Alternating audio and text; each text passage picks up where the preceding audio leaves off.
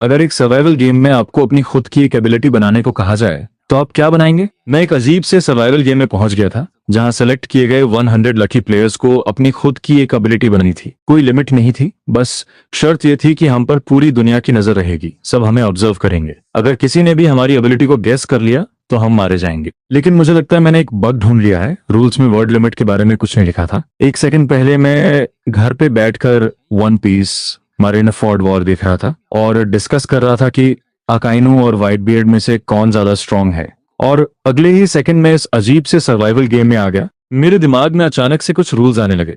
Rule 1, तुम्हें अपने लिए एक ऐसी एबिलिटी बनानी है जो सिर्फ तुम्हें पता हो। रूल 2, 100 लकी प्लेयर्स को सब लोग ऑब्जर्व करेंगे। जो भी ऑब्जर्वर किसी प्लेयर की एबिलिटी गेस कर लेगा उसे वो एबिलिटी बिना किसी कीमत के मिल जाएगी और असली प्लेयर मारा जाएगा। रूल 3, आखिर तक जिंदा रहने वाला आखिरी प्लेयर इस दुनिया से कमाया हुआ पैसा रियल वर्ल्ड में ले जा सकता है। रूल 4, ऑब्जर्वर्स किसी भी तरह से प्लेयर्स को अफेक्ट नहीं कर सकते, जैसे उन्हें रोकना या डराना अलाउड नहीं है। वो सिर्फ उन्हें देखकर उनकी एबिलिटी का अंदाज लगा सकते हैं। एबिलिटी गेस करने के लिए उन्हें सिर्फ एबिलिटी का कोर, उसकी कंडीशंस, इफेक्ट या फॉर्म बताना होगा, एग्जैक्ट वर्ड जरूरी नहीं है। रूल 6, अगर दिए गए टाइम के अंदर किसी प्लेयर की एबिलिटी कोई गेस नहीं कर पाता तो गेस किए गए परसेंटेज के हिसाब से रिजल्ट डिसाइड होगा। रूल 7, प्लेयर्स अपनी एबिलिटी का फ्रीली यूज कर सकते हैं पर उन्हें लोकल लॉज फॉलो करने होंगे। रूल ब्रेक करने पर डायरेक्ट एलिमिनेट हो जाओगे। रूल 8, अपनी एबिलिटी को हमेशा याद रखना। वर्ल्ड विल कभी भी वेरीफाई कर सकती है, अगर कोई प्लेयर अपनी एबिलिटी भूल गया तो उसे एलिमिनेट कर दिया जाएगा। बाकी सारे रूल्स तो मुझे समझ आ गए, पर आखिरी वाला थोड़ा अजीब था। रूल 9, आगे की अपडेट्स का वेट करें। ये रूल सुनकर मुझे लगा जैसे वो मुझे परेशान कर रहे हैं। हो सकता है वो कभी भी रूल्स चेंज कर दे। इस ज़ गेम में मुझे रूल्स फॉलो करने ही थे, इसलिए मैंने जल्दी सोचना शुरू किया कि मैं अपनी एबिलिटी कैसे बनाऊं। मैंने आसपास देखा, मैं एक मॉडर्न पैरेलल वर्ल्ड में था। इसका मतलब था कि मैं कोई इलीगल या बहुत डिस्ट्रक्टिव एबिलिटी यूज नहीं कर सकता था। मेरे आसपास बाकी 99 लोग भी थे जो इस दुनिया में अचानक आने की वजह से काफी कंफ्यूज थे। अच्छी बात यह थी कि एबिलिटी बनाने के लिए हमें काफी टाइम मिला था। मैं सोच ही रहा था कि अपनी एबिलिटी को कॉम्प्लेक्स कैसे बनाऊं, तभी मेरे पास खड़े एक इडियट ने अचानक कहा, मैं तो इनविजिबल हो गया। उसके ये कहते ही वो लड़का सबके सामने धीरे धीरे गायब हो गया। तभी किसी ने गेस किया कि उसकी एबिलिटी इनविजिबिलिटी है। गेस करेक्ट निकला और गेस करने वाला व्यूअर खुशी से उछलने लगा। वहीं वो बेवकूफ लड़का सबके सामने बिना किसी आवाज के मारा गया। ये क्या मजाक था? क्या उसने रूल्स नहीं पढ़े थे? ऐसे इडियट्स भी होते हैं क्या? पहले प्लेयर की मौत के बाद बाकी सब लोग डर गए और उन्हें गेम की रियलिटी समझ आ गई। हमें किसी भी हाल में ऑब्जर्वर्स को अपनी एबिलिटी पता चलने नहीं देनी थी, लेकिन हम सब यहाँ बिना एक भी पैसे के आए थे, यहाँ तक कि हमारे पास रहने की जगह भी नहीं थी। और ऑब्जर्वर्स तो सभी लोग थे, हर वो इंसान जो हमें दिख रहा था। ये सोचकर ही डर लग रहा था। तभी मुझे एक आइडिया आया। एबिलिटी कितनी भी लंबी हो सकती है, बस मुझे वो याद रहनी चाहिए। तो इसका फायदा उठाते हैं। मेरी एबिलिटी को कुछ कंडीशंस पूरी करनी थी। पहली, ये कूल होनी चाहिए। आखिर ये एक सुपर पावर है तो फ्लैशी तो होनी ही चाहिए। दूसरी, इसमें थोड़ी कॉम्बैट पावर या डिफेंस होना चाहिए। अगर कोई प्रॉब्लम हो तो मैं खुद को बचा सकूं, क्योंकि ये एक खतरनाक सर्वाइवल गेम है। तीसरी, इससे मुझे पैसे मिलने चाहिए। डायरेक्ट पैसे आना सबसे बेस्ट रहेगा। आखिर दूसरी दुनिया में आकर कौन जॉब करना चाहता है। चौथी, इसे बिल्कुल हिडन रखना होगा ताकि कोई इसे गेस ना कर पाए। आखिरी स्टेज की परसेंटेज मैचिंग के वक्त भी मेरे पास काफी हिडन इन्फॉर्मेशन होनी चाहिए।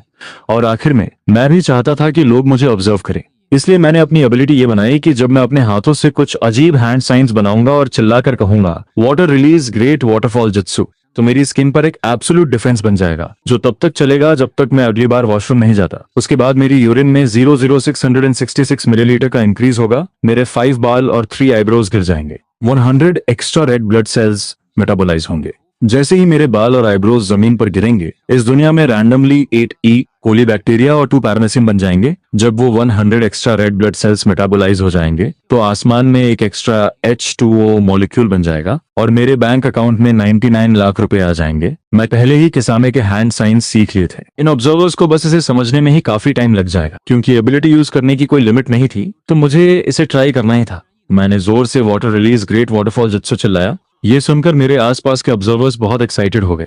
एक आदमी ने चिल्लाकर कहा कि वो इस जुत्सु को जानता है। मेरी ability water release great waterfall jutsu है, लेकिन उसका गैस गलत था। उसकी कोशिश बेकार गई। जब सबने देखा कि मेरे मुंह से पानी नहीं निकला तो वो एनालाइज करने लगे कि मैंने अपनी एबिलिटी बनाते वक्त क्या छुपाया है। किसी ने गेस किया कि मेरी एबिलिटी बस हैंड साइंस बनाना है बिना पानी निकाले। किसी ने गेस किया कि हैंड साइंस बनाने के कुछ देर बाद पानी निकलता है। उन्होंने बहुत कुछ ट्राई किया पर कोई भी सही आंसर के आसपास नहीं था। मैंने उन्हें इग्नोर कर दिया। आखिर वो लोग मेरे एक्शंस को रेस्ट्रिक्ट नहीं कर सकते थे, बस मुझे पैसिवली ऑब्जर्व कर सकते थे। कुछ देर बाद बाकी बचे हुए प्लेयर्स ने भी अपनी एबिलिटी बना ली थी, लेकिन बुरी बात ये थी कि उनमें से कुछ छोटी लड़कियां और एक ओल्ड मैन थे जिन्हें एबिलिटीज के बारे में कुछ ज्यादा पता नहीं था। वो लोग कुछ खास नहीं बना पाए और लोगों ने जल्दी ही उनकी एबिलिटी गेस कर ली और वर्ल्ड विल ने उन्हें तुरंत एलिमिनेट कर दिया। एक लड़की थोड़ी स्मार्ट थी, उसने अपनी एबिलिटी बनाई कि उसकी प्रेजेंस इतनी कम हो जाएगी कि कोई उसे नोटिस नहीं कर पाएगा। लेकिन खराब किस्मत, इन ऑब्जर्वर्स ने पहले भी ऐसे बहुत से गैसिंग गेम्स खेले थे। भले ही उन्होंने उस लो प्रेजेंस वाली लड़की को नोटिस नहीं किया, पर उन्होंने लाइन से उन सभी एबिलिटीज के नाम लेना शुरू कर दिए जिनसे उन्हें पहले प्रॉब्लम होती थी, और उन्हीं में से एक उसकी रिड्यूस्ड प्रेजेंस वाली एबिलिटी थी। वो मारी गई। मैं और टाइम वेस्ट नहीं कर सकता था, मुझे जल्दी से एक वॉशरूम ढूंढना था क्योंकि मेरी एबिलिटी का सेकंड पार्ट अभी एक्टिवेट नहीं हुआ था। मुझे रात में रहने की जगह और अच्छा खाना भी चाहिए था। कुछ ही देर में बिगिनर जोन के कई प्लेयर्स मारे गए।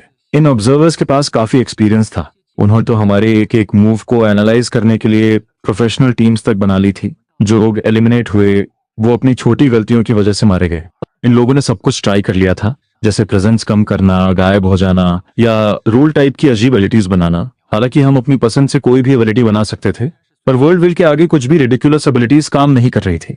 जैसे किसी ने बनाया कि एक हाथ का इशारा करने से वो रियल वर्ल्ड में वापस चला जाएगा, पर ये एबिलिटी फेल हो गई। या फिर इमॉर्टल होने की या ऐसी एबिलिटी जिसे कोई मार ना सके, वो भी काम नहीं की। सच तो ये था कि हम इस सर्वाइवल गेम के लिए बस टॉयज की तरह थे जिनके साथ वो खेल कर मजे ले रही थी। जो मासूम लोग इस बात को नहीं समझ पाए वो पहले ही मारे गए। मैंने आराम से वॉशरूम यूज किया और मुझे 99 लाख का बड़ा अमाउंट मिल गया। मेरे वॉशरूम जाने तक बाकी सभी प्लेयर्स ने भी अपनी एबिलिटी सेट कर ली थी। तभी एक नया रूल अनाउंस हुआ, सप्लीमेंट्री रूल। ऑब्जर्वर्स अब अपनी नॉर्मल लाइफ में वापस जाएंगे और वो किसी भी प्लेयर को वर्बली परेशान नहीं कर सकते। उन्हें अपना गैस सिर्फ अपने दिमाग में सोचना होगा। ये रूल मुझे काफी पसंद आया। सच कहूं तो दिन भर भीड़ के बीच रहकर बंदर जैसा फील हो रहा था। शुक्र है ने इंट्रोवर्ट नहीं था, वरना ये मौत से भी ज्यादा बुरा होता। पक्का किसी ने नोटिस किया होगा कि मेरे बैंक अकाउंट में 99 लाख रुपए आए हैं, पर उससे क्या ज्यादा से ज्यादा कोई ये गेस करेगा कि मैंने हैंड साइंस बनाए और मेरे अकाउंट में पैसे आ गए। लेकिन उनका गेस पूरी तरह गलत होगा।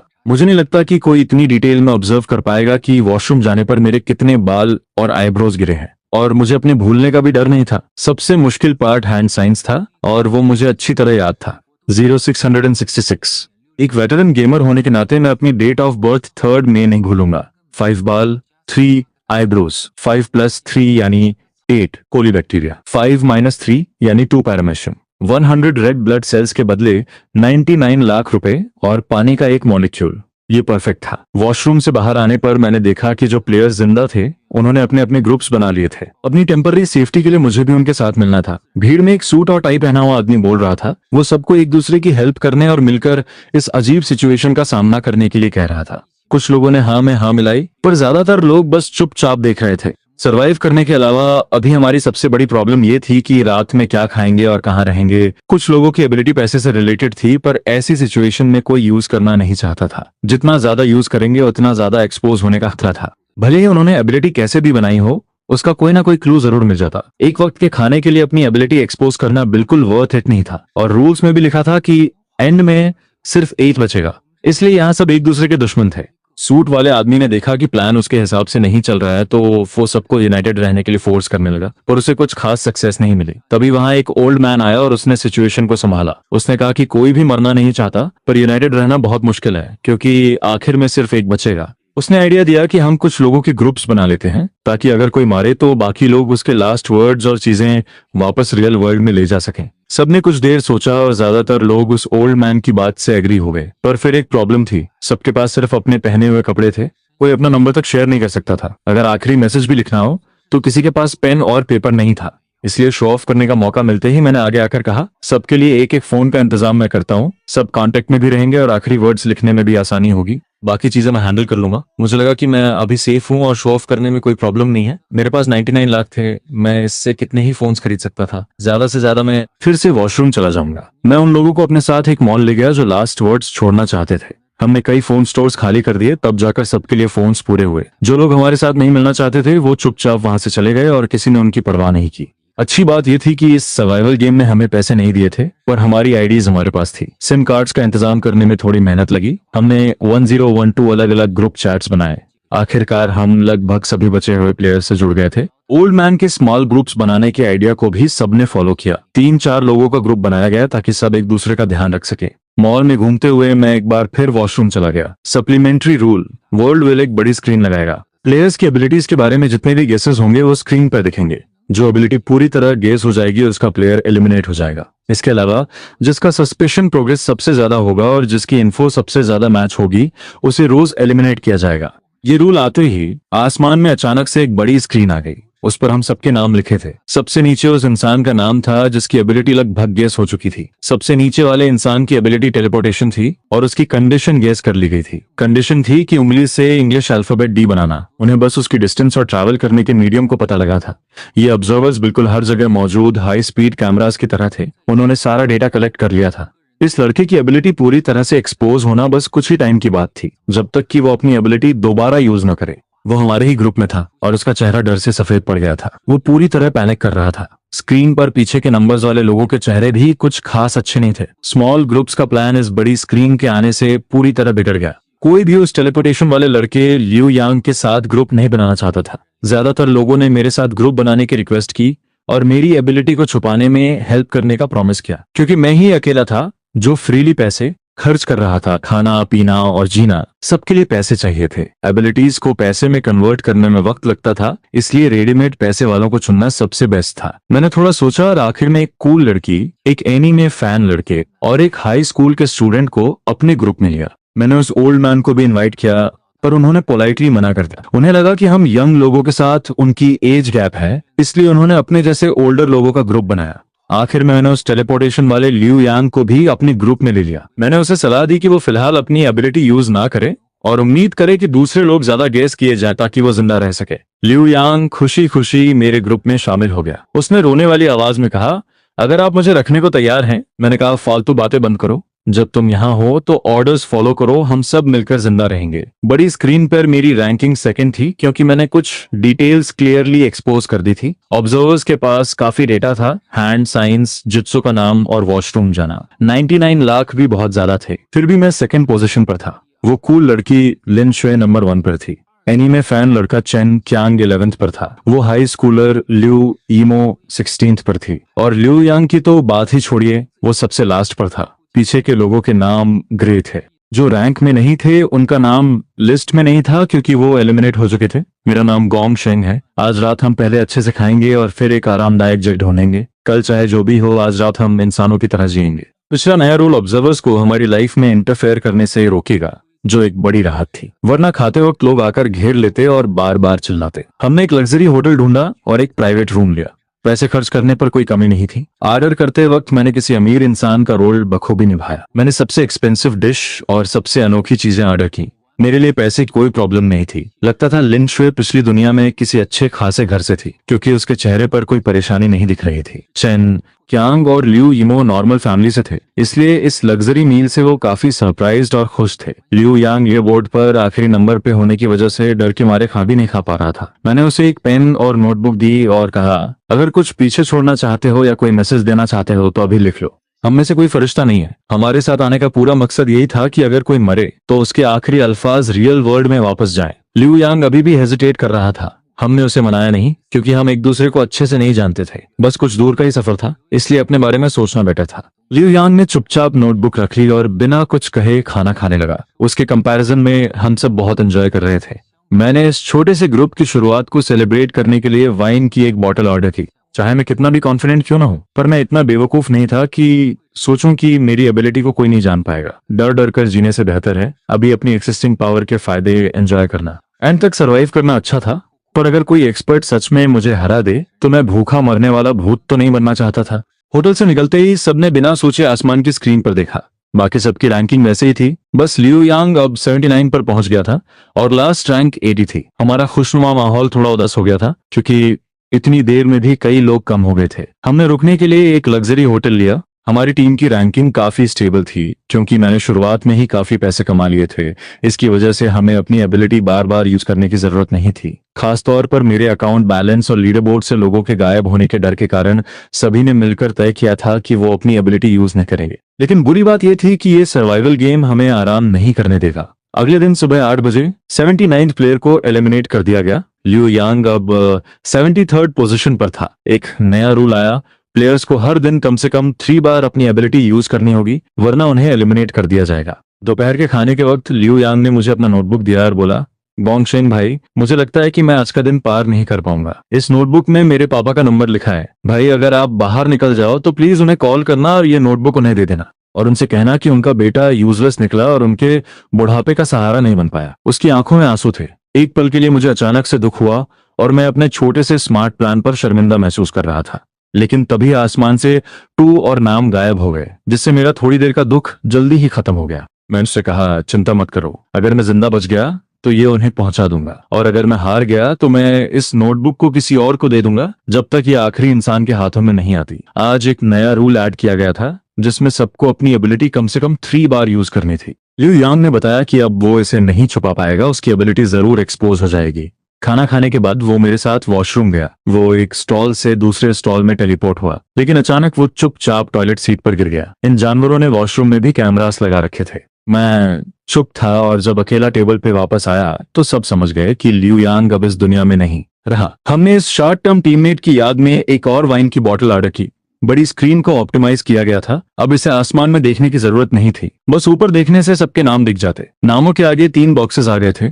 मेरे बॉक्सेस में 2 टिक मार्क लग चुके थे, जिसका मतलब था मैंने 2 बार अपनी एबिलिटी यूज कर ली थी। चेन कियांग के नाम के आगे एक टिक था, उसने तभी अपनी एबिलिटी यूज की थी जब वो थोड़ी देर के लिए टेबल से उठा था। मुझे भी नहीं पता था कि उसकी एबिलिटी क्या है। लिू यीमो हमारे सामने कुछ सेकंड्स के लिए गायब हो गई थी, जिससे उसके आगे भी एक टिक आ गया था। लिन शुए के आगे तीनों बॉक्सेस टिक हो चुके थे।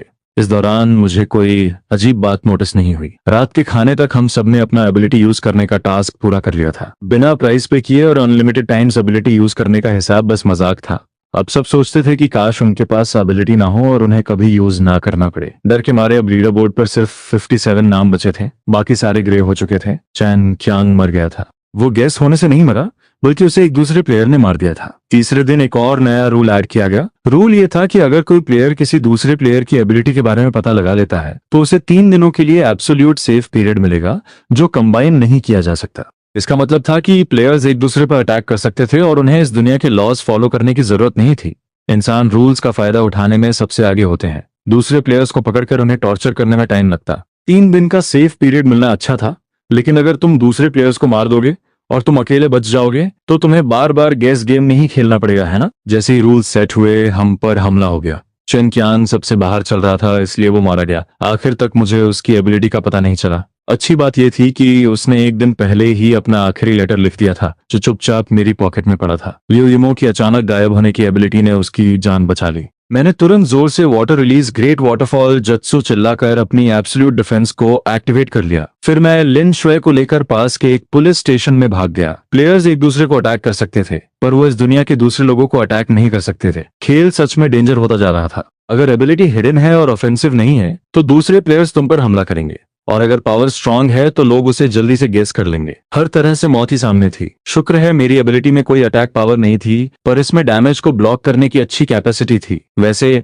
लिन शुए की एबिलिटी क्या थी? वो अभी भी नंबर 1 पर थी और उसका सस्पेशन प्रोग्रेस कैरी तरीके से 0% पर था, और उसने भी अपना 3 बार एबिलिटी यूज करने का डेली टास्क कंप्लीट कर लिया था। उस दिन बड़ी स्क्रीन के नाम एक एक करके ग्रे होते गए। हम पूरा दिन पुलिस स्टेशन में डरते हुए छुपे रहे। अब सिर्फ 31 लोग बचे थे। लिू यीमो की रैंकिंग ड्रॉप होकर 30 हो चुकी थी। हमने बिना कुछ कहे अलग होने का फैसला किया। वो उम्र में छोटी थी, पर बेवकूफ नहीं थी। वो जिंदा रहना चाहती थी, इसलिए उसे अपर रैंक वाले 30 लोगों को एक्सपोज करना पड़ा। हम किसी भी ऐसे प्लेयर के करीब नहीं रहना चाहते थे जो पागल हो रहा हो। सबसे बड़ी बात यह थी कि हम उसकी एबिलिटी को नहीं समझ पाए। इस वक्त क्वाइटली अलग होना ही सबसे अच्छा ऑप्शन था। शायद उसे खुद पर कॉन्फिडेंस नहीं था, या फिर उसने लिन शुए और मुझे मारने का डिसीजन नहीं लिया था। मैं भी अपने हाथ खून से नहीं रंगना चाहता था। वैसे भी अब मैं काफी सेफ था। अब मैं बिना सोचे समझे बाहर नहीं घूम सकता था। मुझे एक सेफ छुपने की जगह बनानी थी। मैंने पुलिस स्टेशन से एक सिक्योरिटी कंपनी को कांटेक्ट किया। मैंने 20 गाड़ियां और 50 बॉडीगार्ड्स हायर किए। पैसे वाले हो तो जो चाहो कर सकते हो। बहुत सारे बॉडीगार्ड्स की प्रोटेक्शन में लिन शुए और मैं आराम से एक प्रॉपर्टी डीलर के पास पहुंच गए और अपने लिए एक मेंशन बुक कर लिया। काफी बॉडीगार्ड्स की पावर ऑब्जर्वर्स की आंखों से छुपने और प्लेयर्स को बिना परमिशन किसी के प्राइवेट स्पेस में आने से रोकने के लिए काफी थी। किसी और के घर में कैमरा लगाना क्राइम है। ज्यादा से ज्यादा मैं इन ऑब्जर्वर्स को अपने मेंशन का ड्रेनेज सिस्टम चेक करने दे सकता था, ताकि वो देख सकें कि मेरी यूरिन में क्या अलग है। मैंने कहा, लिन शुए, अभी बाहर सिचुएशन शांत है, लीडर बोर्ड के नंबर 1 पोजीशन के प्लेयर होने के नाते मुझे लगता है अब हमें बात करनी चाहिए। मुझे यकीन था कि लिन शुए मुझे नहीं मार सकती थी, लेकिन फाइनल बैटल में सब कुछ सस्पिशन पर ही था। अभी तक उसने एक भी इन्फो एक्सपोज नहीं की थी और मेरी 12% ऑलरेडी रिवील हो चुकी थी। आखिर में मरने वाला कोई और नहीं बल्कि मैं ही होऊंगा, लेकिन मैं मरना नहीं चाहता। लिन शुए स्मार्ट थी, इसलिए उसने समझ लिया था कि मैं क्या कहना चाहता हूँ। उसने कहा, सच कहूँ तो तुमने मुझे शुरुआत में अपनी टीम में क्यों चुना था? क्या इसलिए क्योंकि मैं अमीर हूँ? मैंने कहा, इनिशियल फेज में मैंने हर प्लेयर के बिहेवियर को इवैल्यूएट किया। डेटा दिखाता था कि तुम्हारा जीतने का चांस सबसे ज्यादा था और मैं वही डिसीजंस लेता हूँ जो 100% श्योर हूँ। लिन शुए बोली, मजाक कर रहे हो? तुक्का मारने को इतना फैंसी बना दिया? तुम्हारा माइंड गेम काफी अच्छा है। मैंने कहा, तुम मानो या ना मानो, मैंने क्लिनिकल साइकोलॉजी पढ़ी है और मेरी जजमेंट कभी गलत नहीं हुई। उसने कहा, मेरी तरफ ऐसे क्यों देख रहे हो? अगर मेरी बनाई हुई एबिलिटी बेकार होती तो तुम्हारी साइकोलॉजी भी तुम्हें बचा नहीं पाती। हाँ, ये हो सकता था, मैंने कहा, और मेरे पिछले एक्सपीरियंसेस के बेसिस पर हम एक साथ आए हैं। मैं अचानक खामोश हो गया। ये सर्वाइवल गेम का कैसा रूल था? और ये लड़की तो ब्लैक मैजिक की बातें कर रही थी। क्यों? मैंने उससे पूछा था कि क्योंकि उसे लगता था कि मैं जीतूंगा तो वो मेरे पास क्यों आई। उसने जवाब दिया, क्योंकि मेरी एबिलिटी वाकई में बहुत बेसिक है और मैं खुद को नहीं बचा सकती। इस खतरनाक गेम में मुझे एक ऐसे इंसान की जरूरत थी जो एंड तक जिंदा रह सके और मुझे प्रोटेक्ट कर सके। लेकिन मेरा वापस जाना बहुत जरूरी था क्योंकि मुझे कुछ जरूरी इन्फो वापस ले जानी थी। ये सिर्फ मेरे खुद के जीने की बात नहीं थी, या तुम कह सकते हो कि कुछ जरूरी इन्फो को वापस भेज देना भी ठीक था, चाहे वो मैं खुद हूं या कोई जिसे मैं ट्रस्ट कर सकूं। इसलिए तुमने मुझे चुना था। लिन शुए ने मुझे बताया कि ऐसे रूल गेम्स सिर्फ एक बार नहीं आए थे। सरकार इन पर बहुत लंबे समय से छुपकर रिसर्च कर रही थी। लिन शुए इस रिसर्च टीम का हिस्सा थी। वो quantum mechanics, space time, neutrinos और पता नहीं किन किन चीजों की बातें करती रहती थी जो मेरी समझ के पूरी तरह बाहर थी। लेकिन एक बात तो साफ थी कि उनकी टीम सर्वाइवल गेम के रूल से रियल वर्ल्ड में कुछ नहीं सीख सकी। अब तक का सारा डेटा बस सर्वाइवर से मिला था और आज उसके पास यहाँ आने की और बहुत सारा डेटा कलेक्ट करने की अच्छी अपॉर्चुनिटी थी। उसे किसी की जरूरत थी जो ये डेटा वापस रियल वर्ल्ड तक पहुंचा सके। अचानक बड़ी स्क्रीन पर लिन शुए का सस्पिशन प्रोग्रेस पूरे 50% बढ़ गया। उसने जो यूएसबी ड्राइव मुझे दिया था, ऑब्जर्वर्स ने उसके दौरान उसकी एबिलिटी का एक हिस्सा डिस्कवर कर लिया था। सिर्फ ऑब्जर्वर्स ही नहीं, मैं भी गेस कर सकता था कि वो डेटा सिर्फ आंखों से देखकर कलेक्ट नहीं कर रही थी। साइंटिस्ट डेटा ऑब्जर्व करने के लिए जरूर अपना अलग तरीका यूज करते होंगे और लिन शुए की एबिलिटी उसे ये पावर दे रही थी। मैंने प्रॉमिस किया और लिन शुए मुस्कुराई। हम उस मेंशन में ठहर गए थे। भले ही बॉडीगार्ड्स हमारी निगरानी कर रहे थे, लेकिन उन्होंने उन पागल प्लेयर्स को तो ब्लॉक कर दिया था। अब ये नहीं पता था कि ये बॉडीगार्ड्स रखना एक अच्छा फैसला था या बुरा। लिन शुए का सस्पिशन प्रोग्रेस लगातार बढ़ रहा था। मुझे डर था कि वो कल तक जिंदा नहीं रहेगी। मुझे लगा कि अब लिन शुए की मदद करने का टाइम आ गया है इस दिमाग को घुमा देने वाली दुनिया में। वो दोनों कपल लगते थे। इन गैसेस को चेक करके देखो, मुझे लगता है कि हम गैस कर सकते हैं। मैंने लिन शुए को एक पेपर दिया। इस पर मैंने एबिलिटीज के बारे में गैसेस लिखे थे। मैं उसके लिए 3 दिन का सेफ टाइम विन करना चाहता था। लिन शुए ने मजाक में कहा, हम मजाक कर रहे हो? ये सब क्या लिखा है? ऐसे मौत और जिंदगी के खेलों में कोई इतनी बेवकूफी भरी एबिलिटी क्यों बनाएगा? मैंने कहा, तुम स्मार्ट और कनिंग प्लेयर्स की दुनिया नहीं समझती हो। अगर तुम गैस करती रहोगी तो पक्का एक को तो सही से गैस कर ही लोगी। लिन शुए हिचकिचा रही थी, लेकिन मेरे दबाव डालने पर उसने आखिरकार गैस किया। क्या तुम अब आम सिचुएशंस के कंपैरिजन में 10% ज्यादा हवा अंदर ले सकते हो? गैस फेल हो गया। मैंने कहा, मुझे गैस मत करो, मैं वाटर रिलीज निंजा हूँ। मैंने तुम्हें लाइन से गैस करने को कहा था, मुझे स्किप कर दो। लिन शुए ने माफी मांगी। उसने गैस करना भूल गई थी। जब उसने 9वें प्लेयर का गैस किया तब उस प्लेयर का प्रोग्रेस 20% तक बढ़ गया। वही था। लिन शुए ने दोबारा हेजिटेशन के साथ पूछा, क्या हमें वाकई में ऐसा करना चाहिए? अगर हम सही निकले तो वो इंसान मर जाएगा। क्या हमें इसमें कोई प्रॉब्लम नहीं होगी? मैंने उसे यकीन दिलाया, मैंने तुम्हें उसे मारने के लिए कहा है। पूरी रिस्पॉन्सिबिलिटी मेरी होगी, इसका तुमसे कोई लेना देना नहीं है। इस मर्सीलेस गेम में इन सैक्रिफाइसेस की बड़ी कीमत है। लिन शुए ने गहरी सांस ली और बोली, मैं समझ गई, अब नेक्स्ट कैसे गैस करना है? मैंने कहा, पहले परसेंटेज सेट करो। लिन शुए ने गैस करना जारी रखा और हवा अंदर लेने का अमाउंट चेंज किया। नहीं, अभी गैस गलत था, इसलिए मैंने उसे और एडवाइस दी। बार बार ट्राई और मिस्टेक्स करने से दोपहर के खाने के वक्त उस इंसान का नाम ग्रे हो गया था और लिन शुए का नाम अचानक चमकने लगा। उसकी एबिलिटी हर सांस के साथ नॉर्मल से 3% ज्यादा ऑक्सीजन लेने की थी। मैं गिल्ट से भर गया था और लिन शुए का भी वही हाल था। फिर भी डेटा को ठीक से स्टोर करना जरूरी था। बड़े गोल को पाने के लिए अपने इमोशंस पर कंट्रोल करना एक मजबूरी बन गई थी। उसी रात लियू यीमो का नाम भी ग्रे कलर का हो गया और हमें नहीं पता था कि वो मारी गई है या किसी ने उसका अंदाजा लगा लिया था। मुझे अपने दरवाजे पर 30 से ज्यादा लास्ट लेटर्स और काफी चीजें मिली। इन लोगों ने आखिरी इच्छा का सारा बोझ मुझ पर डाल दिया था। इंसान कितने अजीब होते हैं ना। वो मुझ पर ट्रस्ट करते थे, लेकिन मुझे मारने का एक भी चांस नहीं छोड़ना चाहते थे। जब उन्हें ये रियलाइज होता कि वो मुझे मार नहीं सकते तो वो ओपनली मुझ पर रिक्वेस्ट डाल देते। कुछ लोगों ने लास्ट मोमेंट पर किसी का मारा गया लास्ट लेटर मुझे ला कर दिया। लिन शुए अब एक एक्सटर्नल हार्ड ड्राइव यूज कर रही थी। उसकी प्रोग्रेस 3 दिन के सेफ टाइम की वजह से अभी भी 50% पर रुकी हुई थी। बाहर के प्लेयर्स सब पहले से भी ज्यादा कंफ्यूज हो गए थे, जिसे देखकर मैं हैरान हो गया था कि वो ओल्ड मैन जिसने शुरुआत में हम सभी को एक साथ रहने के लिए कहा था, वो अभी भी जिंदा था। तुम पूछोगे कि मुझे कैसे पता चला? बस इन्फो खरीदने के लिए पैसे देकर। जब दरवाजे पर बॉडीगार्ड्स मुझे देख रहे थे तो वो भी मुझसे एक्स्ट्रा पैसे कमा रहे थे, क्योंकि उन्हें भी अपनी दुनिया में जीना था ना। ब्लड प्रोटेक्शन पीरियड के लास्ट फेज पर बड़ी स्क्रीन काफी खतरनाक तरीके से शेक कर रही थी। कुछ अनलकी लोगों ने अपनी एबिलिटी को इतना कॉम्प्लेक्स कर दिया था कि वो उसे भूलने के कारण एलिमिनेट हो गए। सबसे इंपॉर्टेंट चीज एक मास्टर मैनिपुलेटर का निकल आना था। बॉडीगार्ड्स ने ये इन्फो दी कि उसकी एबिलिटी सेंसिंग पावर थी। वो किसी दूसरी एबिलिटी को काम करते हुए फील करके उसके असर, ताकत और प्रोसेस को समझ सकता था। ये लड़का शांत होकर डिटेल्स जमा कर रहा था, फाइनल स्टेज का वेट कर रहा था और एक बड़ा धमाका करने वाला था। क्योंकि सेफ्टी पीरियड कंबाइन नहीं हो सकते थे, इसलिए उसने लोकल लोगों को बता दिया। एक ही वक्त पर आधी लीडर बोर्ड गायब हो गई, लेकिन वो खुद ज्यादा सेफ नहीं था। उसका धमाका उसकी खुद की ताकत का दिखावा था। 3 दिनों का सेफ पीरियड उसकी मौत के दिन के पास होने जैसा था। उस सुबह जब लिन शुए का सेफ पीरियड खत्म हुआ, मेरे मेंशन पर 2 लोग आ गए। उनमें से एक वो ओल्ड मैन था और दूसरा सेंसिंग पावर वाला मास्टर मैनिपुलेटर था। अब लीडर बोर्ड में हम सिर्फ 4 ही थे। मास्टर मैनिपुलेटर का सेफ पीरियड 2 दिन का ही बचा था और वो सबसे सेफ था। ओल्ड मैन का सस्पेशन प्रोग्रेस भी 50% का था। लिन शुए ने मुझे हार्ड ड्राइव दे दी। हार्ड ड्राइव के साथ मुझे एक छोटा पीस ऑफ पेपर मिला, जिसमें यह लिखा था कि मेरी शक की ताकत ज्यादा तेज होती जा रही थी। उसकी एबिलिटी अब सीक्रेट नहीं रही। कुछ समय बाद बड़ी स्क्रीन मेरी तमाम इन्फो को डिस्क्लोज कर देगी, चाहे वो राइट नहीं थी। कल के बाद इसे डिलीट कर दिया जाएगा। मैंने उसे कहा कि मेरी मौत को सेफ दिन बनाए काफी थी और हर एक दिन की कीमत थी। मैंने एक बहुत महंगा डिनर ऑर्डर किया था और डिसीजन लिया, पहले हम खाना खाएंगे फिर देखते हैं। ओल्ड मैन ने स्माइल किया और एग्री किया। हाँ, इतना बड़ा काम भी खाने से जरूरी नहीं। क्या मैं नौजवान लड़के के साथ ज्वाइन कर सकता हूँ? मैंने ओल्ड मैन और उस मैनिपुलेटर को, जिसे जियांग फेंग कहा जाता था, उसे भी कॉल किया। ओल्ड मैन का नाम लिू जांगवो था। हम लोगों ने ठीक से खाना खाया और मैंने बॉडीगार्ड्स को ऑर्डर किया एक महजोंग टेबल बनाने के लिए। Water release great waterfall jutsu.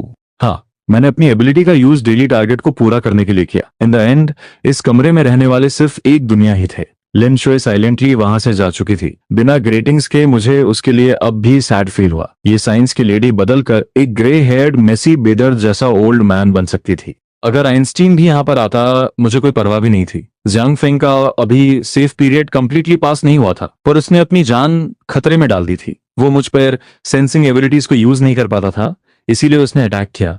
वो ये भूल गया था कि जुत्सु परफॉर्म करने के बाद मैं वॉशरूम नहीं गया था। उसका अटैक मुझ पर नहीं लगा, पर गलती से उसने उस छोटी लड़की को हर्ट कर दिया जो मेरी महजोंग टाइल्स मैनेज कर रही थी। लोकल लॉज फॉलो करने वाला रूल सेफ पीरियड रूल से ज्यादा इंपॉर्टेंट था और वो लड़की अभी माइनर थी। जियांग फेंग वहीं इंस्टेंटली एलिमिनेट हो गया। मैंने और ओल्ड मैन ने पूरी रात चेस खेला, क्योंकि हम जानते थे कि अगले दिन रिजल्ट फोर्स रिवील हो जाएगा। उसकी प्रोग्रेस 50% थी, जो मेरी 22% से ज्यादा थी। पूरी रात चेस खेलने के बाद भी ओल्ड मैन बहुत शांत लग रहा था। इसका एक कारण यह भी हो सकता था कि मुझे आखिरकार उसकी एबिलिटी का पता चल गया था। ओल्ड मैन ने कहा कि अब उसे डर नहीं था कि इस दुनिया के लोग उसकी एबिलिटी के बारे में जान जाएंगे। आखिर ये सबसे बेस्ट एबिलिटी थी जो वो सोच सकता था। खाने के बाद 100 कदम चलने से 99 साल तक जीते हैं। उसकी 50% प्रोग्रेस का कारण उसके 100 कदम चलना ही था। मैं चुपचाप अपने बेड पे लेट कर वापस जाने का वेट करने लगा। मुझे उम्मीद थी कि सर्वाइवल गेम की वर्ल्ड विल अपना वादा पूरा करेगी और जो कुछ भी मैंने कमाया था वो मुझे अपने साथ ले जाने लगी। हार्ड ड्राइव ले जाना तो बस एक छोटी बात थी।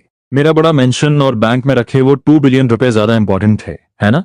खुदा जाने मैंने कितनी बार हैंड साइंस बनाए थे। मेरी स्पीड काकाशी से भी ज्यादा तेज हो चुकी थी। मेरा ब्लैडर अब पूरी तरह खाली हो चुका था और मेरी कॉन्शियसनेस धीरे धीरे अंधेरे में जाने लगी। मुझे दूर से हवा की आवाज सुनाई देने लगी। आवाज करीब आती गई और मैंने ध्यान लगाया। आखिरकार मुझे वही आवाज सुनाई दी। सर्वाइवल गेम के रूल्स वर्ल्ड में तुम्हारा स्वागत है। मेरी आंखें बंद होने से 1 सेकंड पहले मैं सोच रहा था कि वो 2 बिलियन रुपए कैसे खर्च करूं। क्या मुझे मेंशन के पूल को हॉट स्प्रिंग में बदलना चाहिए? तभी सर्वाइवल गेम में स्वागत करने वाली वो आवाज मेरे दिमाग में किसी बम की तरह फटी। मेरे कान पूरी तरह सुन्न पड़ गए। क्या उन्होंने नहीं कहा था कि अगर तुम आखिर तक जिंदा रहे तो सब कुछ अपने साथ वापस रियल वर्ल्ड ले जा सकते हो? ये वर्ल्ड क्यों चीटिंग कर रही थी? मैंने एकदम से आंखें खोली। जो सीन मेरे सामने था वो उस मॉडर्न पैरेलल वर्ल्ड से पूरी तरह अलग था। वहां कोई शानदार मेंशन या बॉडीगार्ड्स नहीं थे। यहाँ तक कि जो हार्ड ड्राइव और बैंक कार्ड मेरी पॉकेट में थे उन्हें भी मैं नहीं ढूंढ पाया। मैं वही आम कपड़े पहना हुआ था जो मैंने अराइवल के पहले दिन पहने थे। एक ही अच्छी बात थी कि मेरी एबिलिटी की एक एक डिटेल मुझे याद थी। वो नंबर्स मेरे दिमाग में छपे हुए थे। मैंने अपना चेहरा पिंच कर देखा, दर्द ओरिजिनल लग रहा था। मैंने चारों ओर देखा, मैं एक बहुत बड़े गोल एरिना के बीचों बीच खड़ा था। एरिना का फर्श ठंडी और काली मेटल से बना था और चारों तरफ कई स्टैंड्स बने थे, और उन स्टैंड्स पर कोई व्यूअर्स नहीं थे। वहां सिर्फ ग्रे फॉग थी, और उस फॉग के पीछे से हजारों आंखें सीधे मुझे ही देख रही थी। हाँ, उनकी नजरें हम सब पर थी। इस अरीना में मेरे अलावा 11 और लोग भी खड़े थे। सबके चेहरे पर वही शौक, अलर्ट और जिंदगी मौत के खेल से बच निकलने की झलक थी। मुझे समझते देर नहीं लगी कि ये लोग मेरी तरह ही दूसरे अलग अलग सर्वाइवल गेम्स के विनर्स थे, और अब हम एक बार फिर से इस वर्ल्ड विल के लाए हुए दूसरे ट्रैप में फंस गए थे। और वैसा ही हुआ। अगली ही सेकंड पूरे एरिना में से एक ठंडी मैकेनिक आवाज आने लगी। ये रूल का अनाउंसमेंट बिल्कुल पिछली बार जैसा ही था, बस कंटेंट अभी थोड़ा ज्यादा सख्त था। Round 2 survival game, ability battle. Rule 1, सारे प्लेयर्स जो पिछले गेम्स के विनर्स हैं वो अपनी पिछली अनलॉक की हुई एबिलिटीज के साथ आएंगे। उन एबिलिटीज के कंडीशंस, इफेक्ट्स और प्राइसेस वैसे ही रहेंगे। वर्ल्ड विल फिर से एक वेरिफिकेशन करेगी। जो अपनी एबिलिटी भूल गया उसे डायरेक्ट एलिमिनेट कर दिया जाएगा। रूल 2, इस राउंड में कोई व्यू और गेस नहीं करेगा। प्लेयर्स को अपने सामने वाले एनिमीज को एबिलिटी बैटल्स के जरिए हराना होगा। रूल 3, बैटल में गेम वर्ल्ड के रिसोर्सेज का यूज करना होगा। रियल वर्ल्ड की कोई भी चीज यूज करना अलाउड नहीं है। रूल्स तोड़ने वालों को डायरेक्ट एलिमिनेट किया जाएगा। अरीना में रैंडमली रोल कार्ड्स रिफ्रेश होते रहेंगे। जो इन कार्ड्स को उठाएगा वो टेम्पररी तौर पर एक स्पेसिफिक एबिलिटी चेंज कर सकता है। कार्ड्स के इफेक्ट्स को स्टैक नहीं किया जा सकता। रूल 5, इस राउंड में टीम्स बनाने पर कोई बैन नहीं है। तुम अलायंस बना सकते हो या धोखा दे सकते हो। अलायंसेस दोनों लोगों के ओरल एग्रीमेंट पर बनेंगे। अगर तुम बिट्रे किए गए तो तुम्हें बिट्रे करने वाले इंसान की एबिलिटी का 50% स्ट्रेंथ मिल जाएगा। रूल 6, जो कोई भी विनर होगा वो इस सर्वाइवल गेम के हर एक डिटेल को चेंज कर पाएगा। वो विनर इन गिफ्ट्स के साथ अपने रियल वर्ल्ड में वापस चला जाएगा और फ्यूचर में किसी भी रूल गेम में सम्मन नहीं होगा। रूल 7, यहाँ लोकल लॉज लागू नहीं होंगे। सर्वाइव करना ही पहला रूल है। रूल 8, बैटल फाइनली स्टार्ट हो चुकी है। काउंटडाउन 72 आवर्स का होगा। आवर्स के खत्म होते ही अरीना की फर्श से कच-कच की आवाजें आने लगी। जमीन के ऐप से अचानक 10-15 नीली रोशनी चमकते हुए कार्ड्स बाहर आए और इधर उधर पूरे अरीना में फैल गए। मेरा दिमाग अचानक इंफॉर्मेशन से भर गया। जो चीजें मैंने पिछले रूल गेम से हासिल की थी वो पूरी तरह गायब नहीं हुई थी। वर्ल्ड विल ने उन्हें कुछ वक्त के लिए लॉक कर दिया था। अगर मैं इस बैटल में एंड तक जिंदा बचा रहा तो मैं उन पैसों और हार्ड ड्राइव को दोबारा पालूंगा, बल्कि इस सर्वाइवल गेम पर भी काबू कर पाऊंगा। जहां तक लिंशुए की हार्ड ड्राइव का सवाल था, मैं अब समझ चुका था। उसने मुझे सिर्फ उस रूल गेम का रिसर्च डेटा नहीं, शायद वर्ल्ड विल की मिस्ट्री भी दी थी, लेकिन मैंने उसे देखा ही नहीं था। तभी एक ठंडी आवाज आई। ये वर्ल्ड विल हमें मोहरों की तरह इस्तेमाल करके खेल रहा है। ये बोलने वाला आदमी एक काला ट्रेंच कोट पहने था। वो अरीना के एक मेटल पिलर से टिका था। उसकी उंगलियों में एक तेज धार वाला चाकू था। उसने पूरे अरीना में सबको शक की नजरों से देखा। उसके शरीर से खून की महक आ रही थी। साफ था कि वो पिछले गेम में सिर्फ लोगों को मारकर ही जिंदा बचा था। एक 12-13 साल के बच्चे ने अपने होंठ चाटे और उन रूल कार्ड्स को घूरने लगा। उसकी आवाज तो मासूम थी, लेकिन उसमें एक क्रूरता थी। गेम कोई भी हो, जो आखिर तक जिंदा रहेगा वही बॉस होगा। ये सारे कार्ड्स मेरे हैं। इतना कहकर वो बच्चा बिजली तेजी से सबसे पास वाले कार्ड की तरफ भागा। उसके हिलते ही पास में खड़े एक भारी भरकम आदमी के हाथ अचानक बहुत बड़े हो गए। उसने बच्चे की पीठ पर जोरदार मुक्का मारा और चिल्लाया, अबे वो छोटे, मुझसे टकराएगा। लेकिन बच्चे को शायद इसका अंदाजा था। वो तुरंत मुड़ा और मुक्के से बच गया। उसने अपना हाथ घुमाया और उसकी उंगलियों से एक चांदी का धागा निकलकर उस बड़े आदमी की कलाई पर लिपट गया। वो आदमी दर्द से चिल्लाया और धागे को तोड़ने की कोशिश करने लगा, लेकिन धागा बहुत मजबूत था और वो और कसता जा रहा था। पलक झपकते ही दोनों में जबरदस्त लड़ाई शुरू हो गई।